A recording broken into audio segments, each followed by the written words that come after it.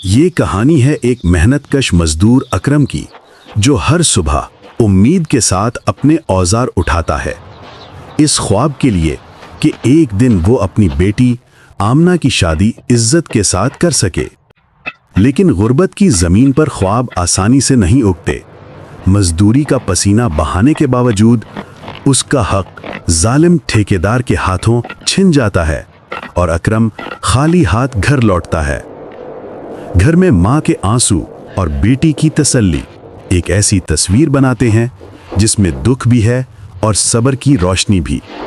शगुफ्ता सोचती है जहेज के बगैर शादी कैसे होगी, मगर आमना कहती है अल्लाह हमारे साथ है।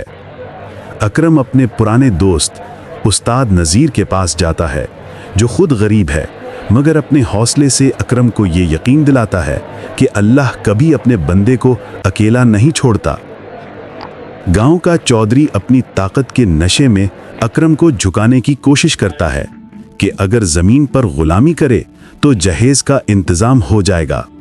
लेकिन बेटी आमना बहादुरी से कह देती है कि हमें किसी का एहसान नहीं चाहिए, हमारा सहारा सिर्फ अल्लाह है। और फिर वो लम्हा आता है जब पुरानी मजदूरी की अमानत वापस मिलती है और यही पैसे अकरम के लिए अल्लाह की मदद बनकर आते हैं। एक गरीब घर में खुशियों का चिराग जलने लगता है। सादगी मगर खुशियों से भरा निकाह, जहां न दिखावा है न जहेज का गुरूर, सिर्फ वालिदैन की आंखों में सुकून और बेटी की मुस्कुराहट है। और आखिरकार अकरम सबके सामने ये सच बयान करता है कि बेटियों की खुशियां जहेज से नहीं, वालिदैन की दुआओं और अल्लाह पर भरोसे से पूरी होती हैं।